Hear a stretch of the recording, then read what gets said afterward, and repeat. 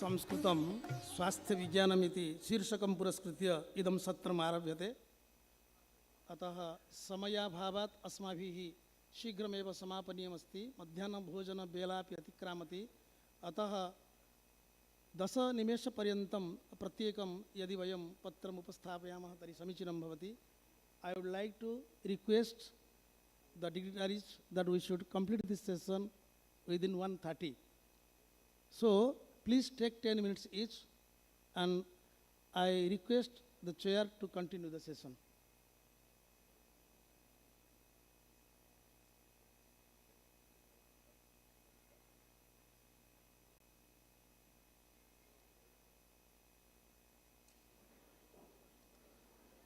Good afternoon, everybody. Honorable Vice Chancellor and the learned audience and the speakers of this occasion. It is a quite interesting session because today we are living in the era of super specialty, is it not? For lungs we have a pulmonologist, for heart we have a cardiologist, we have for joint pain you have got a rheumatologist. Like this we are living in the era of super specialty. In this scenario, how ancient knowledge that's there in the Sanskrit or Pali Prakruta, which has been transferred into the medical science. And it is quite interesting that the purpose of earlier granthas was moksha. That was the Sanskrit Sanatana Dharma concept. How still in the era of super speciality, whether you call it as a myth or a superstition, even for a problem suffering with what I call the related to the hepatological disorders, people prefer the amalaki as one of the important phenomena. So these are the things which are, and is quite always significant because of many things. First thing, we are living in the era of globalization, one. So globalization is to pick up everything best from everywhere, that's all. So the ancient knowledge of health sciences, either maybe in Atharveda or in Ayurveda or Bhagavad Gita, whatsoever, they are to be utilized, one thing.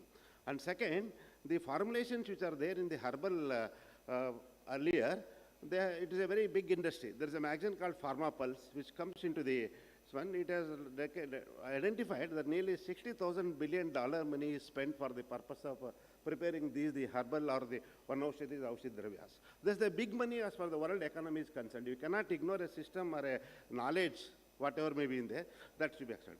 And another thing, for several non-communicable disorders,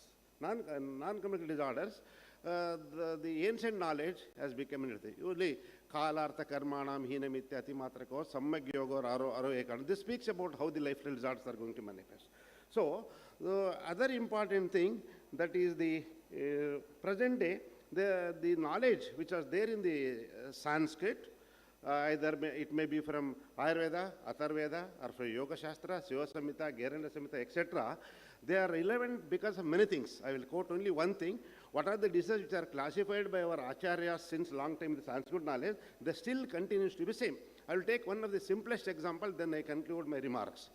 Prameha, everybody knows. In Samskrita, particularly in Ayurveda, they have mentioned about the asadhya vadis. Even today they said to be asadhya vadi only. This is knowledge I am telling. Why they are relevant? This session has been arranged. It is ancient knowledge. As I mentioned earlier, living in the era of super speciality, why an ancient is such a old, we say 2000 years, that's different.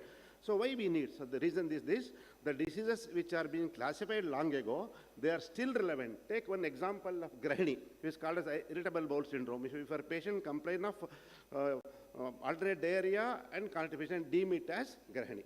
Even today, symptomatology for Grahini is Muhurbadham Muhurdram, not changed. Even for the Madhumeha, Prameha, Prabhuta Mutrata, Avila Mutrata, even today polyuria and the turbid urine is the criteria. So what has been said by our by ancient knowledge, either the Sanskrit whatsoever, so that has been this is another reason one. I will take one example. All of you know that is Prameha, Aruma, Madhumeha. Sarve Prameha, Apritikana Bhavat Vapnanti Madhumeham. So today, we are living in the era of super specialty, as I mentioned earlier. Madhumeha or diabetes mellitus is not a disease only to pertain to medicine. It is now the role of endocrinologists are going to take place. Now, everything about pancreas, that is the cells of islet Angerams, has been, beta cell knowledge is known, IHC, human chemistry is better known, and you have got a better knowledge of small to higher concept of insulins. So 1922, the best identified the insulin. Since then, new insulins, bovine and procaine, new insulins have come to the market. But still today, what is said now, you are getting into a condition known as insulin resistance syndrome. The drugs which are there, we have got, that's why in practical aspects of insulin, the word is there, pipilica, so ants to analogs. Pipile correspond to ants. Earlier, the diagnostic criteria for diabetes was only that, because gadgets were. So the days when no higher gadgets were there, no sophisticated gadgets were, that time only they are able to identify. So therefore, the diagnostic criteria which are there identified, they are considered in the present day also. So therefore, the concept of Madhumeha, which has been said here, asadhya, even today tends to asadhya, in spite of advancement in the field of the, what we call drug industry. And other important thing is one, that we are going to see a shifting trends in the drug industry also. So in 75, when we were 71 as students, there are only 2 to 3 seekers of the Indian medicines or the herbals are there. Now it's a big shift, 25% is there. So these are the present medical scenario. And among all the existing medical scenario, you are going to see the only infectious surgical disorders can be managed. Nearly another 80% disease, we have to live with the disease, we have to live amidst the disease. So this is the scenario. So the diseases which are being classified by our acharyas or our ancient preachers and practitioners, even today tends to say. What has been said as one other example, Tamakas was related to what? Bronchial asthma, alleged bronchial asthma. The diagnostic criteria for bronchial asthma, alleged bronchial is asine labate sukham. The patient gets comfort only when he sits. So this is to recollect that the ancient knowledge, whether either from Ayurveda or from Atharveda or from Bhagavata or from Bhagavad Gita, whatsoever, particularly dietary modulations which are mentioned by Lord Krishna is something amazing.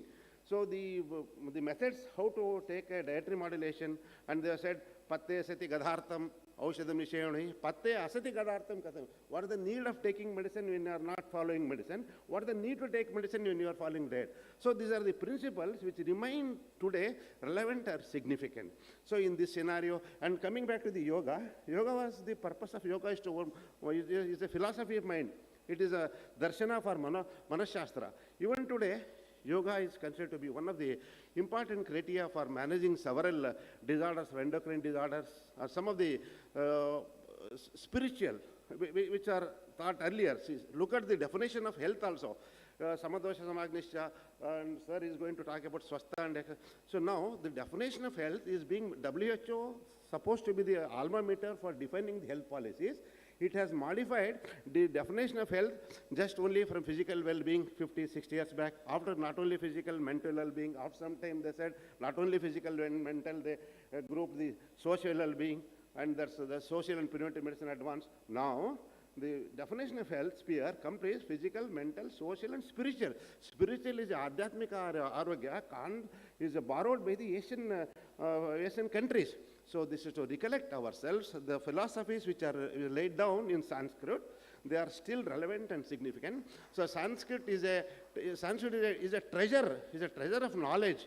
Whether you take the living, look at the Vedas, Dharmam, their directive principle 5, Satyam Vada, Dharmam Chara, Ano Badrani Pashyantu, Vasadaiva Kodukam, Nahi Gnane Sadusham. All these principles which are remain, they are going to be very significant. So the knowledge which is there, so this has to be digged out. And they are known as Siddhantas, which are established and so therefore revalidation is not necessary. It has to be accepted. So therefore, friends telling that the health sciences, which are with the super specialty, super way of knowledge, understanding and management, in spite of that, they need the ancient knowledge, that is through Sanskrit literature, what are there in the identifying the health problems, health knowledge, concepts and solutions, etc.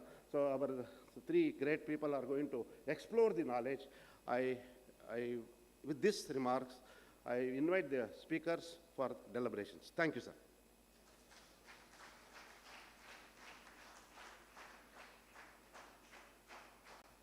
Thank you, sir.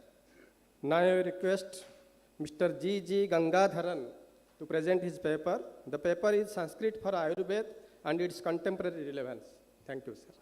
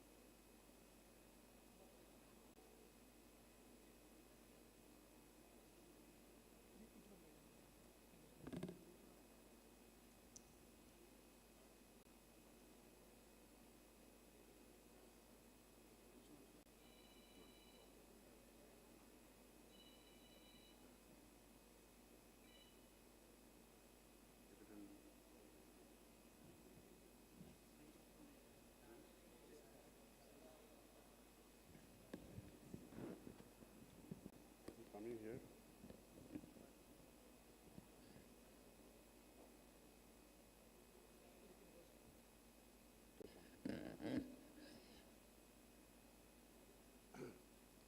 Respected scholars of this great ancient language, Sanskrit, a galaxy of scholars have gone through these premises in the last 2 days and tomorrow. I'm extremely honored to be part of this process of upkeeping the great science of Ayurveda, which is carried through generations through a great language of Sanskrit. When I think about Sanskrit as a language, which carries not only a science like Ayurveda, all of the Indian sciences, Indian knowledge system, are embedded in Sanskrit.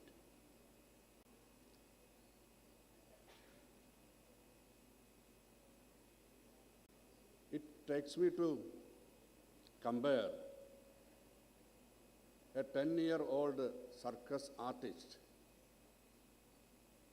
to the language of Sanskrit. That kind of flexibility, that kind of adaptability, that kind of depth of the knowledge of that art and science is in Sanskrit. One of the very important thing that comes to my mind is the scholars of Indian sciences, not only Ayurveda, they are always worried or many times preoccupied by the rigor of the science. They don't allow any kind of distortion that should happen at any level of knowledge transmission. We all know that knowledge in Indian context happens through 3 levels of understanding of the knowledge.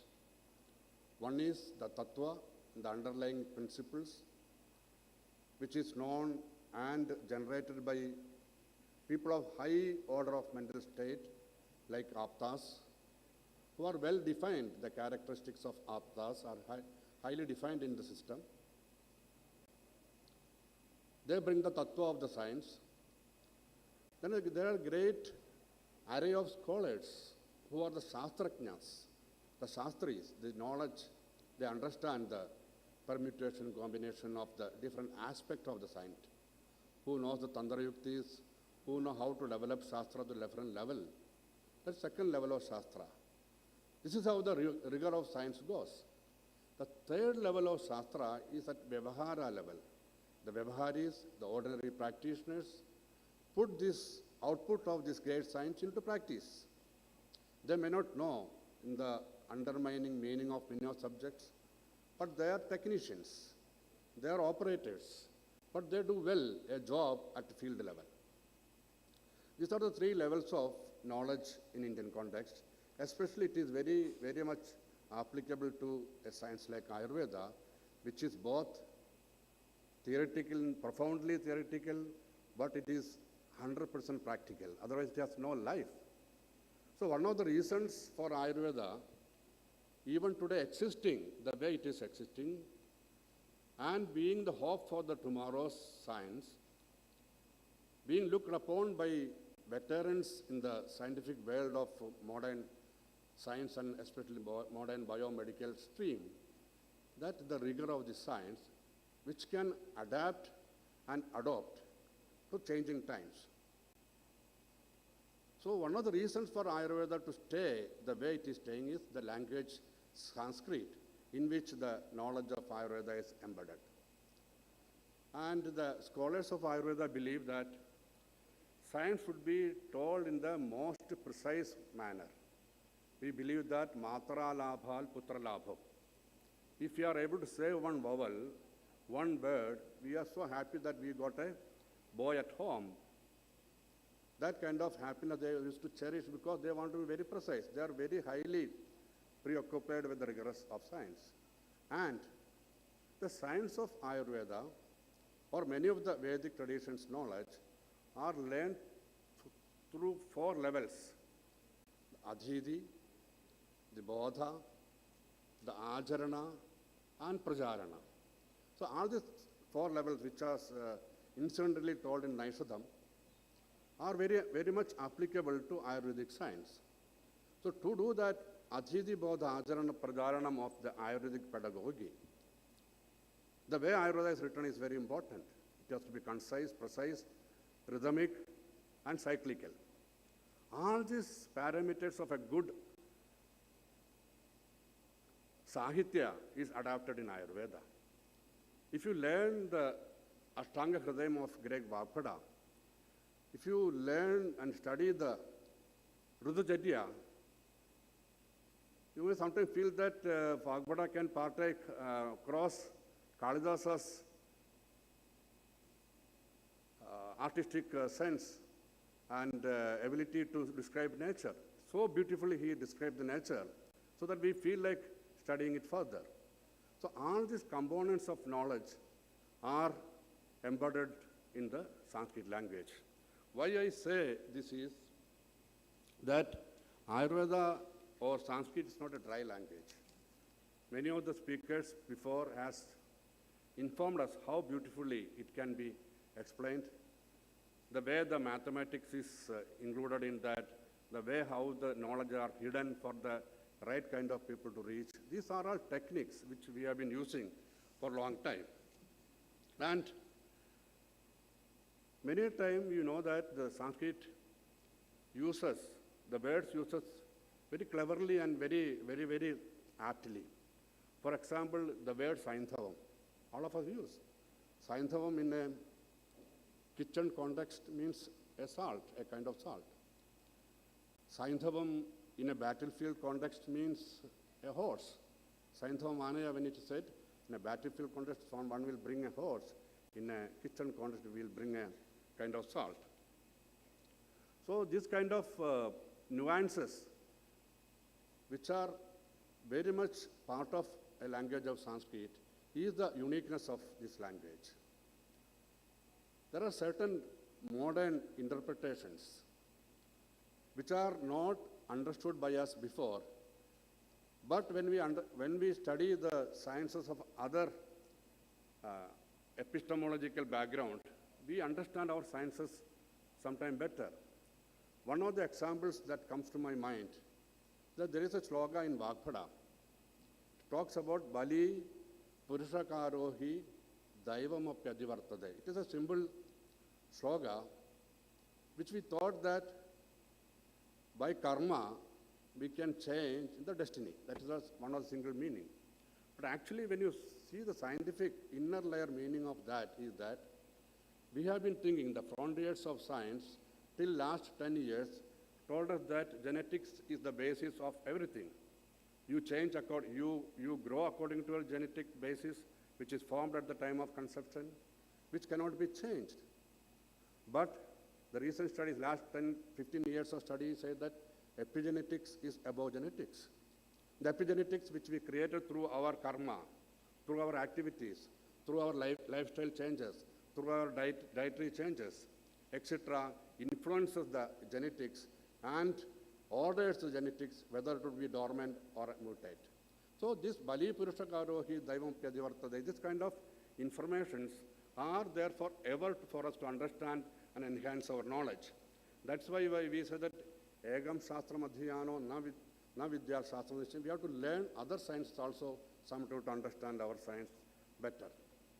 One of the most interesting thing is that Ayurveda is sutra. And we say that Alpaksharam, Asandigdham, Saravad, Vishwadomukham, Astobham, Anavadyam cha, Sutram, Sutravido Vidu. See, what a profound understanding of science rigor. When you talk about a lakshana of a thing, a definition of a thing, they don't leave any of the aspect that can distort that science at one point of time. So everything is added and the minimum words possible. So a Shastragara, a Tattvajna has to put his mind, her mind, to make sure that whatever we say is absolutely 100% true to that subject which is in front. This kind of rigor is used in Ayurveda in everywhere. That is why Charaka, Sushruta and Bhagavad are considered as classics, because they follow this basic approach of scientific traditions of this country, and Ayurveda is one example. I think that is very important for us to know. The language which is the basis of our cultural and our civilizational evolution is Sanskrit, there is no doubt. All our scripts are written in Sanskrit. And this Sanskrit actually is a knowledge and an activity of the society, and also it is as good as in theory, as good as in discipline. All these three areas of communication, Sanskrit is a very important aspect. I think the slogas of Ayurveda, sutras which I explained, and they are documented in such a way that this can be explained at different levels of meaning according to the prapti or the expectation of the shishya who is sitting in front of you. So, hidahidam sukham dukkham, ayustasya hidahidam, manancha tachayatroktam Ayurveda. It's a definition of Ayurveda. It takes all the aspects of Ayurveda, health, not only at physical level, mental level, social level, everything is coming, how this is good, how this is not good, for as a health definition. And many of the time, if you don't know the Sanskrit language implicit meaning, we will not be able to get the essence of that Shastra.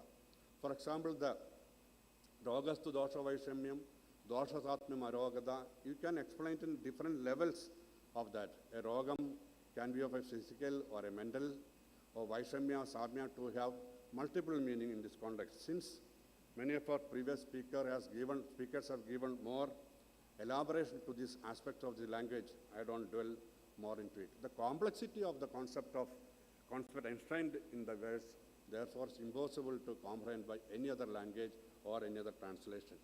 That is the greatness of Ayurveda. This is a very good sloga, a very good stanza in Charakam. Anyone who reads who doesn't understand the intrinsic principles of Sanskrit language take an entirely different meaning. Varshe anudailam tad kaleshu trishu na ajare. See, anudailam like abhyangam, vyayamam are the thing which is told in the previous context as a thing to be done as a part of dinacharya. It is known. But here it is told na ajare. And na ajare can be two meanings. Na ajare which agasavarne dirgha, the natural meaning we take. But here the na stands for nr. Nr, nara. That na naro naraha, that is the vibhakti of that. that is taken into consideration. If you don't know that, you may interpret that in Trishu, in which the Anuzailam should not be used in certain points of time in the year. Another important sloka which I would like to quote is that first sloka of Bhagavata, which talk about actually the essence of Ayurveda is in this sloka. Ragadirogan, Satadan Shaktan, Asheshagaya Prasadana Sheshan, Aulsikya Moharajan Jakana, Yo Aburva Idyanamottasme. But the important things in this sloka is that Ragadi, a science of healing, a science of physical and mental health, which has to give importance to physical health like Jara, start with the sloka of Ragadi. And Ragam is an aberration of mind, Ragadveshas. And Acharya said that Raga are the basic reason, the root cause of all diseases. Of course, we accept it. And if you further a Bodha level, this is the Ajiji level we studied, if you go to Bodha level, either by your interpretation or by a very enlightened teacher, Raga actually, as per the Sankhya Shastra, come as Ra means 2, Ga means 3. These are the Sankhya Shastra. And it says that Raga, the 2 aberrations of the mind and the 3 aberrations of Sharira are the cause of all the diseases. Here also Acharya gives the importance of mind, because mind is the root cause of everything. So this kind of inner meaning which are in different layers of that language are to be understood by an enlightened person who wants to know this language. I think that is very important. That's why Sanskrit has to be there if you want to know the knowledge. There are many such examples for multiple meaning of same word, and different words are used for same meaning. I don't go to example. Sainthamam is one example, and there are many examples given by others.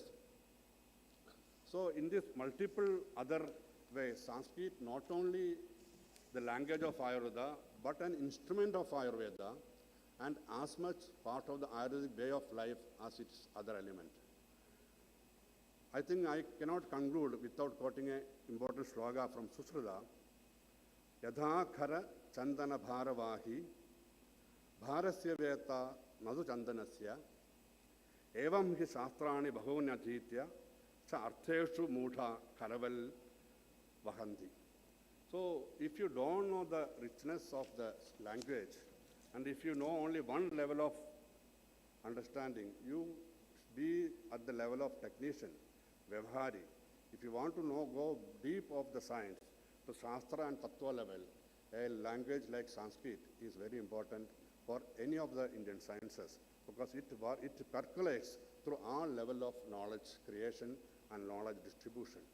I think it is there are many other examples one can quote, but I thought these are the glimpses of the depth of this great language.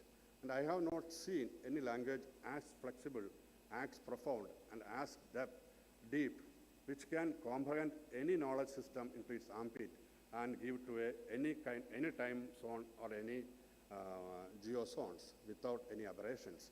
That's why even today Sanskrit stands as the pratyasha, as the expectation of people who are thinking in forward way. Thank you. Namaskar.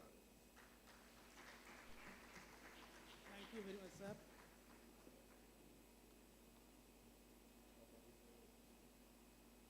Thank you very much, sir. Priyansa Chatraha Samskritam Ayurvedascha Ataha Samskrite Katham Ayurveda Shastram Asti iti asmabhi vyakyanam shrutam. Now I request Manoj Shankar Narayan sir, please present your paper, Importance of Sanskrit Commentaries in Understanding Concept of Arogya and Anarogya.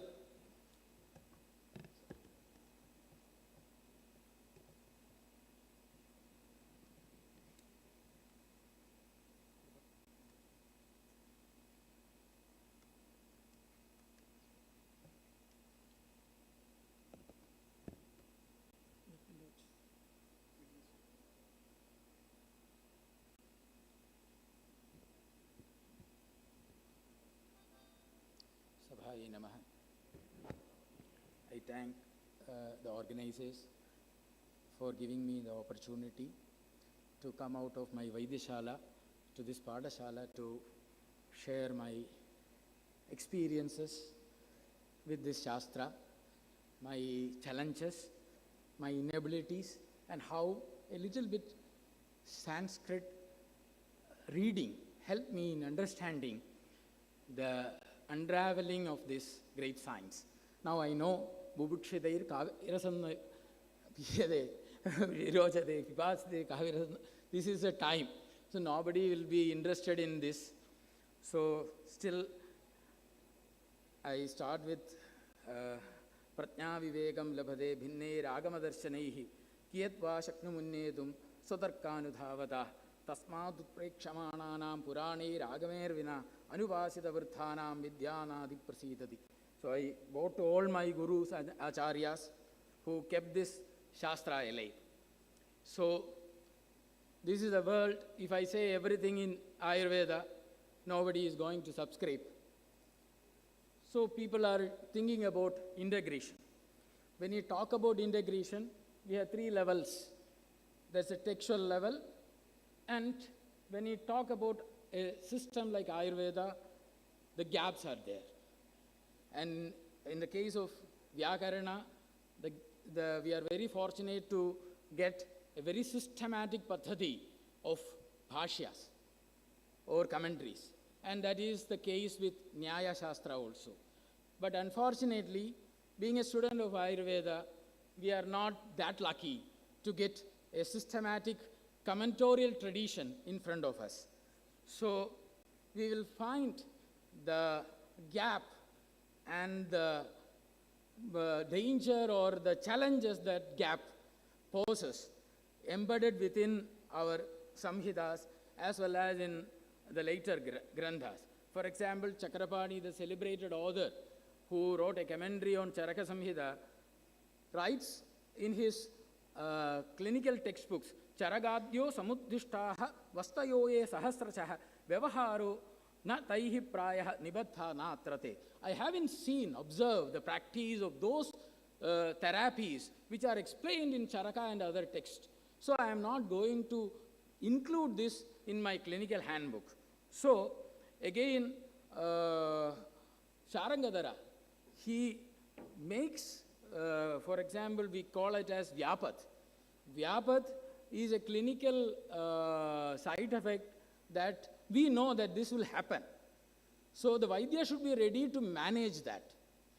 When Sharangadara compiled Panchakarma Vyapat, he replaces the Vyapat with Panchakarma Bhavaroka. So that shows Vaidyas were not that intelligent that they were supposed to be. So this challenges how we can deal. There are very clear methodology laid in our Shastras, and the same thing we can feel when we read Foucault also. When we read Foucault, he says, beneath the gross continuities of thought, beneath the persistence of any genera, form, discipline, theoretical activity, from now onwards, we shall try to detect is the incidence of interruptions. So for a student of modern Ayurveda, if he is not able to appreciate the interruptions, you will commit the error committed by Dr. D.P. Chattopadhyay in his monumental work on ancient science and society in India, where he says the old philosophical aspects which are inherent in the Vaidya or the Ayurveda is nothing but pure junk shop of orthodoxy. He misses the point completely. What that single line he wrote in his textbook, page number 12, it prevented lot of funding, lot of care to my system. So, since if we say that it is everything, we are self-encompassing, self-validated, this will not work. We have to see, we have to look into it, and this is what WHO also says. The cultural background should be taken into account, and on the other hand, however, they should not become obstacles to the application and development of traditional medicine. If you revalidate it, that revalidation should not be an obstacle.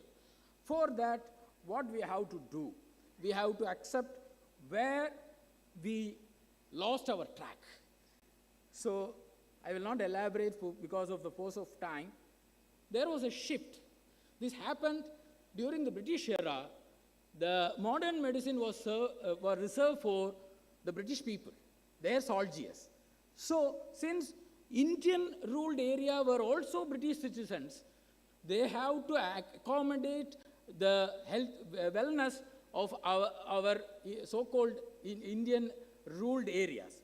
So they started looking into the indigenous medicine. And this indigenous medicine, they proposed some modification for studying. In 1938, a committee was constituted by the Bombay state, where Samhitas were replaced by text, Shastras by subjects. Ayurveda became an alternate, complementary or integrative thing. So this report was first responsible for detachment of Shastra or Sanskrit for an Ayurveda student. To impose textbooks in Sanskrit on student will be to put them under an intolerable linguistic burden. It was written in 1938, and the committee members were Sanskrit Pandits. But see, funding by us. British Presidency of Bombay is funding it, so they wrote according to their masters. And this was not new to Ayurveda.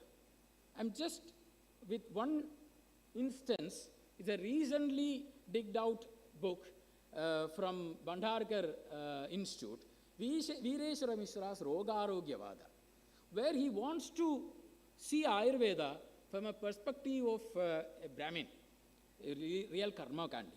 And he says, all the Roga Lakshanas and other Shastras are matra pralabamiva bhasate, bhranti, I'm not going to elaborate. So he just to put his needs front, he's criticizing the entire Ayurveda. Here, I was again taken back to my college days. My Nyaya teacher, who teaches our Padartha Vijnana, where Tarkasangraha is taught, he used to ridicule us because you look Shabdadharavali. This was the first Malayalam lexicon or dictionary, Agaradi. So Malayalam is nothing but Tamil plus Sanskrit. So our teachers used to look into this Shabdadharavali for getting explanation for Sanskrit words. So now we are at the luxury of all getting all these dictionary online, which was, as a student, I was not having that. I looked into it. I just saw all the definitions, they all define it as health and many of the times freedom from disease. So they are reducing the meaning into this. Same thing happens with our Vajaspatya and Shabdakalpadruma, Vyadhyabhavaha, Roga Shunyatvai. Why this is happening? They are compiled from Bengal. So the great Bengali scholar, Sushtuhu Avadishtade Nirogatvena Swastaha. So they are all simply following what Chakrapani said in a particular context. And there we will get a chance to rethink whether we are going in the right direction, whether we need to consult further or we to explore further. For people like me who don't have any traditional training in Sanskrit, will be very difficult. But I met with a very important definition about Vyakhya, Spudarthikarana Purvaga, Vistridarthikarana Anukula, Vakyotpadana Vyabhorau Vyakhyanaha. So only a person who is trained in Navyanaya can explain what it is meant. And this Aujitya we have to inculcate, that is what is told by the later Sanskrit exponents. And this Ubodhada, Prasanga, Hetuta, Avasara, and all these Sankatis, which Gangadhara explains, he is a bouncer for a normal student like me. And even, it is not easy nowadays, if we search online also, we won't get all the elaborations. So with this, I will just come to what I am trying to say. I found a book which was only book now retrieved, written in Sutra way. And its Vyakhya is the only book so far I am aware titled as Bhashya. It is Narasimha Bhashya. And there he tried to define roga. Na rogaha arogaha. Aroga bhavam arogyam. Evam hyarogye parikalpyamane arogyam roga abhava matram syat. Tatra ko doshaha syat. Tal lakshana sadhana bhalana asambhavaha syat. Artha bhavasya lakshano bhavat. Avastuvad iti bhavaha. Tasmad atrayam nanyo arthaha anyadaha pratipathyate. Ayam cha pratishede saptasu artheshu vartade. Katam. Pratishede cha sattayam anyatve sadrishebiya kulsida alpa virahartheshu vivaksheja nanya bhavet. So vivakshartha, where there is arogya, there is no roga. Where there is roga, there is no possibility of arogya. The vivakshartha should be adopted. So how subtly, how beautifully student is given a greater canvas. It may be written centuries back, even before the WHO debated about health and its various nuances. Same, you can see, idameva ja roganam arogya abharanam tadarthalabha na punarutpano rogaha paschad arogyam abharati bhava bhavayoho paraspara abhavatmakatvat. And Venu was explaining to me how, because this bhava bhavayoho paraspara bhavatmakatvat, it has a greater implication. You are responsible. Kalartha karmanam yogo hina midhyadi matragaha samyak yogascha vijñeyo rogarogye karanam. Here, if you are a Mimamsaka or a traditional scholar, you can call it as karma. For a person like me, who is a student of Ayurveda, your prajnaparada is responsible. The prajnaparada which you commit is responsible for the utpatti of roga and not the roga that is going to destroy. So, and again, if you, from a clinician's point of view, he explains, ka punaraso rogaha, avastha vishishto doshaha. And again, he classifies many of our friends who are used to take alcohol. They will usually get their liver function test regularly. And they will show that result and say, see, I'm very happy. So, this was the case in during that etat prakrite viruddhamannam samyoga samskara vasateyam ityatya vijñaya yadeshta jeshta. So people used to follow all the junk foods, all these things. So those who are healthy by fortune, they are called as yadrishchikaha. And who is healthy? Somebody who is under the vigilance of a physician. He is called Bishak Paripalitaha. So, such nuances, and these are only got from our commentaries. And again, soste, Bishak Paripaliteja, Prakriti sosteja, Sarve Kriyaha Pratishitaha. If you are, for example, in our Kerala, this is this Ashada Masa, Karkataka Masa, Adi Masa, all your YouTube, your Facebook, your TV channels will be flooded with announcement. Karkataka Chikitsa, you come, you do it, rejuvenate. Now after this COVID, they are not using the immunomodulatory of that. And here he says, Soste, Prakriti Soste, Sarva Kriyaha Pradishittaha. So if you are Sosta, there is no need for any Kriya. So such, and again, another stupid coinage has been there. Sukha Chikitsa. Through Chikitsa, you are getting Arogya, it is called Sukha. You are saying Sukha Chikitsa. How to explain that? I will never try to explain to my students or with my friends and other people. Say, they cannot understand it. So, that is it. Again, Prakriti. We all talk about genomics and Prakriti. You will not get a good, better definition. Prakritirnama janma marana andarala bhavini garphava akranti samaye sokaronodrega janitaha nirvikarini doshastitihi. So I am just concluding it. And again, there are many things.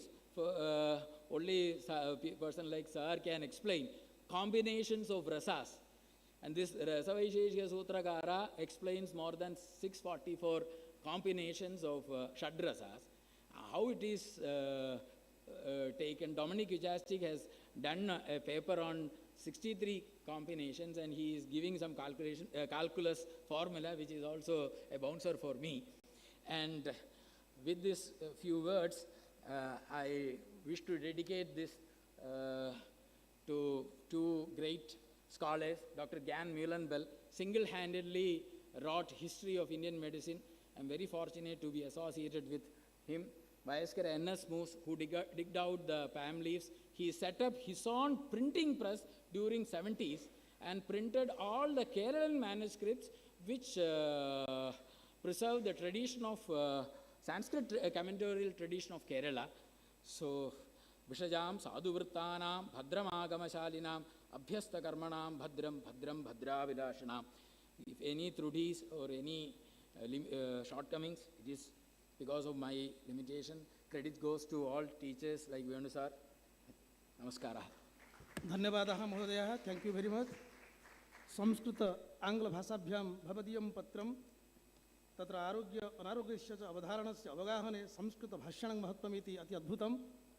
इदानीम् अस्य सत्रस्य अन्तिमं पत्रं S Venugopalan महोदयानां वेदादिशास्त्रेषु सुस्थितिः, wellness in Veda and other scriptures. अहं निवेदनं करोमि शीघ्रं स्थापयन्तु, यतोहि भोजनसमयः आगच्छति. धन्यवादः. न जानामि शब्दं न जानामि चार्थं न जानामि गद्यं न जानामि पद्यं चदेका षडास्या हृदि द्योतते मे मुखान् निस्सरन्ते गिरश्चापि चित्रं. श्रीगुरुभ्यो नमः. Wellness in Vedas and other scriptures इति शीर्षकं स्वयं मया गृहीतं. तस्य स्वास्थ्यम् इति संस्कृते व्यवहारः अस्ति. स्वास्थ्यं नाम स्वस्थस्य भावः. को नाम स्वस्थः? स्वस्मिन् तिष्ठति इति सामान्यतया सशब्दः निरुच्यते. स्वं नाम किम् इति विचारणीयं. तत्र आत्मा मनः इन्द्रियाणि इत्येतत् त्रितयमेव स्वम् इति पदेन अवगम्यते. तथा हि सुश्रुतः स्वास्थ्यविषये लक्षणम् एवं ब्रवीति. समदोषः समाग्निश्च समधातुमलक्रियः प्रसन्नात्मेन्द्रियमनाः स्वस्थः इत्यभिधीयते इति. तत्र दोषधातुमलामूलं सदा देहस्य सम्भवे इति यः आयुर्वेदीयसम्बद्धः विचारः अस्ति तत्सर्वं आयुर्वेदज्ञाः कुर्वन्ति. पश्चात् उत्तरार्धे विद्यमानः यः विशेषः अस्ति तं मात्रमहं किञ्चिदेव विचारयितुम् इच्छामि. प्रसन्नात्मेन्द्रियमनाः स्वस्थः इति. प्रसन्नानि आत्मा च इन्द्रियाणि च मनः च आत्मेन्द्रियमनांसि. प्रसन्नानि च तानि आत्मेन्द्रियमनांसि यस्य सः प्रसन्नात्मेन्द्रियमनाः इति स्वस्थस्य विशेषणतया दीयते. कथम् आत्मनः मनसः इन्द्रियाणां च स्वास्थ्यं सम्भवितुमर्हति इत्यत्र मात्रम् अस्माकम् अद्य इदानीं विचारविषयः भवति. अतः तत्र मात्रमहम् अवदधामि. तत्र एवं किञ्चन पद्यं प्रसिद्धं वर्तते. एकं शास्त्रं वैद्यमध्यात्मकं वा, सौख्यं चैकं सुखं वा तपो वा, वन्द्यश्चैको भूपतिर्वा यतिर्वा ह्येकं कर्म श्रेयसं वा यशो वा इति. अध्यात्मशास्त्रमिति वेदान्तशास्त्रं यदस्ति, आयुर्वेदशास्त्रम् इति यदस्ति, तद्वयमपि समानमेव एकमेव शास्त्रम् इति वदति. तन्नाम द्वयोः शास्त्रयोः लक्ष्यं समानमस्ति इति. ततश्च जीवस्य पुनर्जन्मराहित्यस्य सम्पादनम् एव अध्यात्मशास्त्रस्यापि लक्ष्यम्, आयुर्वेदशास्त्रस्यापि लक्ष्यम्.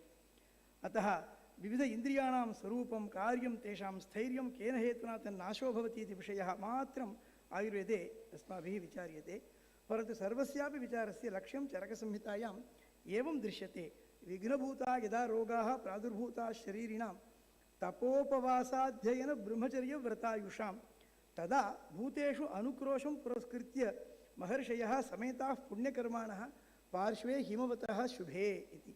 किमर्थम् इमे महर्षयः शुभे पार्श्वे हिमवतः समवेताः इति चेत् ते परस्परं मन्त्रं चक्रुः. धर्मार्थकाममोक्षाणाम् आरोग्यं मूलमुत्तमं, रोगाः तस्य अपहर्तारः, श्रेयसो जीवितस्य च इति. अतश्च तपोपवासाध्ययन ब्रह्मचर्यव्रतायुषां सामान्यानां स्वास्थ्यसम्पादनाय आयुर्वेदः स्वर्लोकात् भूमौ अवतारितः। अतः आयुर्वेदस्य लक्ष्यं न केवलं शरीरस्य स्वास्थ्यसंरक्षणम् अपि तु मोक्षमाणानां जीवानां सर्वेषामपि आत्मरक्षणाय, तदर्थं मनोनिग्रहाय, तदर्थं शरीरपोषणाय आयुर्वेदः उपदिष्टः। अतः आत्मरक्षायै वेदान्तशास्त्रं विद्यते। उपनिषदः, भगवद्गीता इत्यादयः ग्रन्थाः आत्मरक्षार्थं तन्मोक्षार्थं च मार्गम् उपदिशन्ति। मनः च आत्मानम् इन्द्रियैः सह सम्बध्नाति इति आयुर्वेदमनोविषयकः विचारोऽपि सुतरां प्रस्तुतः। योगदर्शने पातञ्जले तद्विषये यथेष्टं विचार्यते। अतः सत्रेऽस्मिन् योगविषयेपि पृथक् विचार्यते इति तदपि अहम् इदानीं न विचारयामि। इन्द्रियपेटिकारूपस्य शरीरस्य विषये आयुर्वेदे यथेष्टं विचार्यते, तदपि वैद्यवराः सम्यक् विचारितवन्तः एव। अतः साक्षात् आयुर्वेदग्रन्थेभ्यः बहिः आरोग्यविषये, स्वास्थ्यविषये च ये विचाराः अस्माभिः असकृत् सन्दर्भान्तरेषु स्वश्रूयते, तानेव विषयान् अहम् अत्र भवतां समक्षं किञ्चिदिव प्रस्तोतुमिच्छामि। अत्र आदौ वेदेषु आरोग्यप्रवर्तनाय यथेष्टं मन्त्राः दृश्यन्ते। विशिष्य ऋग्विधानं, सामविधानं, यजुर्विधानम् इति कर्मकाण्डप्रकरणे, नाम कर्मविपाकप्रकरणे अनेके मन्त्राः अस्माभिः उद्ध्रियन्ते। अथर्ववेदे पौष्टिकमन्त्राणि, शान्तिमन्त्राणि इति अनेकानि तत्र अनेके मन्त्रविशेषाः अस्माभिः दृश्यन्ते।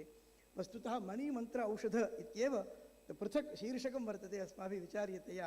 अतः एतत् त्रिकं कर्मविपाकविचारसन्दर्भे बहु प्रसिद्धं।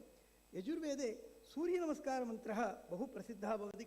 एकः प्रश्नः सम्पूर्णतया आरण्यकभागे तदर्थमेव पृथक् कृतो वर्तते। तत्र आरोगो भ्राजः पटरः पतङ्गः स्वर्णरो ज्योतिषीमान् विभासः इत्यादि मन्त्राः आरोग्यस्य सूर्यस्यैव अहम् अपश्यमहमेतान् सप्तसूर्यान् इति सप्तसु सूर्येषु एकः अरोगः इत्यनेन एव प्रसिद्धः वर्तते। अतः आरोग्यं भास्करादिच्छेत् इति वचनात् आरोग्यकामाः सूर्यस्य नमस्कारं प्रार्थनाश्च अवश्यं कुर्युः इति ज्ञायते। वचनमप्यस्ति आदित्यस्य नमस्कारं ये कुर्वन्ति दिने दिने जन्मान्तरसहस्रेषु दारिद्र्यं नोपजायते इति। अत्र दारिद्र्यम् आरोग्यस्य दारिद्र्यं तस्य नोपजायते, इति तु धनदारिद्र्यं। पुनर्मामयित्विन्द्रियं पुनरायुः पुनर्भगः पुनर्ब्राह्मणमयितुम इति मन्त्रः तत्र सूर्यनमस्कारप्रश्ने एव श्रूयते।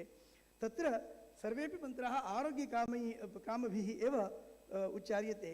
संवत्सरमेतद्व्रतं चरेत् बहुवा मासो इति तत्र नियमाः अपि एतेषां मन्त्राणाम् उच्चारणे अस्माभिः ज्ञायन्ते। अच्छिद्राश्वमेधप्रश्नेपि उद्यन्नद्यमित्रमः आरोहन्नुत्तरान्तिमं हृद्रोगं मम सूर्य हरिमाणञ्च नाशय इत्येवं मन्त्राः श्रूयन्ते। एवम् आवातवाहि भेषजं विवातवाहि यद्रपः इति वस्तुतः वयं पश्यामः चेत् पञ्चभूतानामपि प्रार्थनारूपतया ये मन्त्राः श्रूयन्ते ते सर्वेपि आरोग्यकामनया क्रियन्ते। यतः अस्माकं शरीरं पाञ्चभौतिकं, पञ्चभिः भूतैः एव अस्माकं शरीरं निर्मितं वर्तते इति कारणेन यत्र यत्र वयं पृथिव्यादि पञ्चमहाभूतानां प्रार्थनारूपान् मन्त्रान् पश्यामः तत्र सर्वत्रापि फलतया आरोग्यमेव सम्प्रार्थ्यते इत्यतः वेदेषु अनेके मन्त्राः अस्माभिः श्रूयन्ते।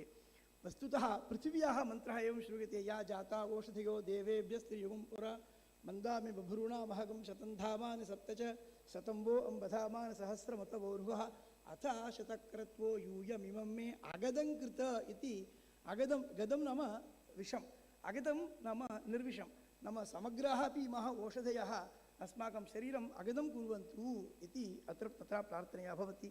हिरण्यवर्णाः शुचयः पावकाः इति अब्लिङ्गाः ये मन्त्राः भवन्ति तत्र आपो वा इदगं सर्वं विश्वा भूतान्यापः प्राणा वा आपः इति।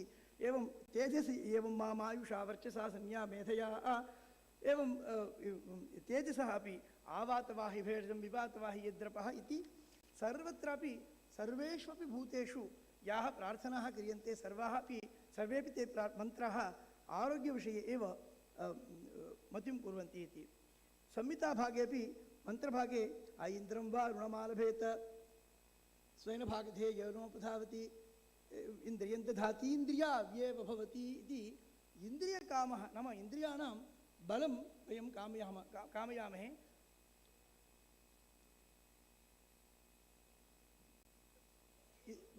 ऐन्द्रनामकः अग्निहोत्रयागः दधि गुणकः यः यागः भवति सः अपि इन्द्रियप्रार्थना एव क्रियते इति वयं ततः वयं दध्नेन्द्रियकामस्य जुहुयात् इति तस्मिन् प्रकरणे वयं पठामः। अतः एवम् अन्यापि मन्त्रः भवति।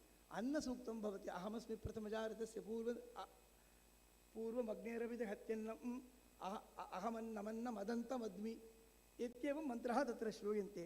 एवम् अक्षिभ्यां नासिकाभ्यां ऋग्वेदे मन्त्राः श्रूयन्ते इति साममन्त्रः। आहारशुद्धौ सत्त्वशुद्धिः सत्त्वशुद्धौ ध्रुवा स्मृतिः इति छान्दोग्य उपनिषदि मन्त्रः श्रूयते। एवं वेदे अनेके आरोग्यकामनाः मन्त्राः श्रूयन्ते। वस्तुतः महाभारते वयं पश्यामः चेत् शीतोष्णे चैव वायुश्च त्रयः शारीरजा गुणाः तेषां गुणानां साम्यं यत् तदाहुः स्वस्थलक्षणम् इति महाभारते स्वस्थलक्षणं नाम वेदेषु मन्त्राः भवन्तु, वेदेतरेषु अनेकेषु ग्रन्थेषु आयुर्वेदस्य नाम आरोग्यस्य विषये अनेके विषयाः अस्माभिः श्रूयन्ते। चाणक्यनीतौ धनं रूपम् अवैक्लव्यं धनं कुलं सुमङ्गलं धनं यौवनम् अम्लानं धनम् आयुर्निरामयम् इति तदपि निरामयम् आयुः अपि धनत्वेन परिगण्यते। महाभारते अर्थागमो नित्यम् अरोगिता च प्रिया च भार्या प्रियवादिनी च वश्यश्च पुत्रो अर्थकरी च विद्या षड्जीवलोकस्य सुखानि राजन् इति। शार्ङ्गधरपद्धतौ आरोग्यं विद्वत्ता सज्जनमैत्री महाकुले जन्म स्वाधीनता च पुंसां महदैश्वर्यं विनाप्यर्थैः इति श्रूयते। कुमारसम्भवे अपि क्रियार्थं सुलभं समित्कुशं जलान्यपि स्नानविधिक्षमाणते अपि स्वशक्त्या तपसि प्रवर्तते शरीरमाद्यं खलु धर्मसाधनम् इति तत्रापि आयुर्वेदस्य विषये नाम आरोग्यस्य विषये एवं क्रियते। वस्तुतः वयं पश्यामः चेत् प्रातरुत्थाय रात्रौ स्वापपर्यन्तं यद्यत् वयं कार्यं कुर्मः तत्र सर्वत्रापि विभिन्नेषु ग्रन्थेषु आरोग्यस्य विषये अस्माभिः द्रष्टुं शक्यते। वस्तुतः व्यायामस्य विषये शनैरर्थः शनैः पन्थाः शनैः पर्वतमारुहे शनैर्विद्या च धर्मश्च व्यायामश्च शनैः शनैः इति कथं व्यायामः करणीयः इति। शिशुपालवधेपि स्थाने शमवतां शक्त्या व्यायामे वृद्धिरङ्गिनाम् अयथाबलमारम्भो निदानं क्षयसम्पदः इत्यस्ति। परिश्रमो मिताहारः भूगतौ अश्विनीसुतौ पावनादित्य नीवाहं वैद्यमन्यं समाश्रये इति श्रूयते। वस्तुतः मनुस्मृतौ स्नानविषये न स्नानमाचरेत् भुक्त्वा न आतुरो न महानिशि न वासोभिस्सहायस्रं न अविज्ञाते जलाशये इति। पानीयविषये पानीयं प्राणिनां प्राणाः विश्वमेव च तन्मयं न हि तोयाद्विना वृत्तिः स्वस्थस्य व्याधितस्य वा इति। रात्रौ शयनसन्दर्भेऽपि अस्माकम् आरोग्यविषये यथेष्टं श्लोकाः दृश्यन्ते।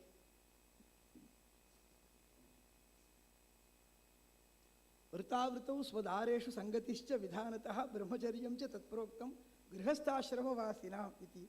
प्रश्नोपनिषदि प्राणं वा एते प्रस्कन्दन्ति ये दिवा रत्या संयुज्यन्ते ब्रह्मचर्यमेव भवति तत् यद् रात्रौ रत्या संयुज्यन्ते इति।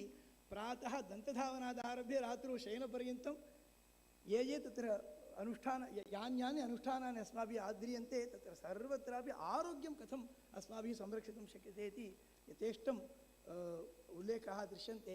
एतत् सर्वमपि संस्कृतजगति अत्यन्तं प्रसिद्धं वर्तते। सामान्यजगदपि एतेन अत्यन्तं लाभान्वितं स्यात् इति प्रार्थनया अहं मम वचः अत्र विरमामि। धन्यवादः। धन्यवादः महोदयः। अस्माकं छात्राः संस्कृतभाषया भवतां पत्रोपस्थापनं श्रुत्वा अत्यन्तं प्रीताः भवन्ति। न केवलम् अस्मिन् सभागृहे अपि तु आन्लैन् द्वारा सर्वे अस्माकं छात्राः विश्ववासिनः अपि शृण्वन्ति इदानीं प्रेसिडेन्शियल् रिमार्क्स्। अतः अस्माकं बि गुरुबसवराजमहोदयः प्रख्यातः आयुर्वेदविद्वांसः अध्यक्षं भाषणं कुर्वन्तु इति अहं प्रार्थये। पुनः 2:30 अस्माकम् अपरं सत्रं भविष्यति। अचिरादेव निमेषत्रयेण ते कथयन्ति, अनन्तरं धन्यवादार्पणं सत्रस्य समाप्तिः भविष्यति। कृपया उपविशन्तु। Good afternoon to everyone. It's a concluding remarks as a responsibility of the President of this occasion. I congratulate all the three speakers who are committed in proper time limits and much earlier also. Because I was wondering whether these three scholars of great potentialities are there, how they are going to complete, and they have done justice to the time and the knowledge. I congratulate all the three speakers. And regarding the first paper, Dr. Gangadharan, who has got extensive knowledge in the field of clinical experience, and he has highlighted the importance of the Sanskrit in the Ayurvedic literature. And only to add is that in Ayurveda you have got Arsha Grantha and Anarsha Grantha. Arsha Granthas which are Charaka, Shushta, Vagbata and other are called Anarsha Grantha. And with this he has done justice to the how the Sanskrit is significant and relevant in understanding the Ayurveda literature. And the immediate next, Dr. Manoj Shankar Narayan, who did really justice to his talk, because it is a continued, in a way it was a continued part of that subject. The need of the commentators, the bhashyas are very, for everything we have got, bhashyas are there, commentators are very significant to understand in a proper way. Which if you look at any text, Shivadesana, Jajatacharya and Chakradatta, what has been mentioned, the Acharyas, even for a simple commentary, though we know very well we need the explanation commentary. So the hidden potential knowledge which are there in the text, which has been explained by our Acharyas, they have used the knowledge of Tantra Yukti. We have got Pramana Shastra is there, as rightly pointed out by the Gangadhar, that is Saindava has got two implications of Tantra Yukti. In the warfield you have to bring horse, in the kitchen you have to bring the Lavana, Saindava Mana. So this way the utilization of these things in Bhashakaras, commentators have the knowledge of Tadvida Sambhasha and again the Tharka, and they use their knowledge and they made the things to be easier. To make it very simple way, Ashtadhyayi is a very big topic in understanding Panini Grammar. So Raghu Siddhanta Kaumudi is written to make it clear. So their Bhashyakaras, commentators have made the understanding the Roga and Arogya and Anarogya in a very proper way. And his Manoj Shankar Narayan's documentation was really appreciable. I am very much pleased to see those things. Congratulations. And nothing to say about our Venugopalan sir. He himself is a scholar, and I am very much pleased to see some of the contributions which have been mentioned by from Kumara Sambhava and Kalidasa's contributions. This is really amazing, because in spite of my having experience of 40 years, I have never come across in Kumara Sambhava what is being told and etc. So therefore, he has tried to enlighten us with the knowledge of Sanskrit, and also he has properly explained how the swasthya and how the wellness is explained in the Indian literature. Apart from Atharveda and Ayurveda, this is really very good information for me also, sir. I always consider myself attending a seminars like this is itself education for me. I consider this as and it is always said, I conclude the remark that is Padamadatte Acharena, Padamadatte Sahapatibhya, Padamadatte Jignasa, Padamatte Kalakarmena. Wish you all the best. Thank you. धन्यवादाः. सभामर्यादा पुरस्सरम् एकेन वाक्येन सर्वेषाम् अतिथीनां कृते धन्यवादार्पणं कर्तुं doctor भारतभूषणरथः विनिवेद्यते. I thank Mr. B. Guru Vasarya, Mr. G.G. Gangadharan, Mr. Manoj Shankar Narayan, and S. Venugopalan, sir. Thank you, one and all. On behalf of our Rashtriya Sanskrit University, we thank all of you. Thanks the audience, specifically some great scholars are there with us. I thank all of you, and our students are there. I thank all of you, students. Please come here by 2:30. Again, the second session we are going to start at 2:30.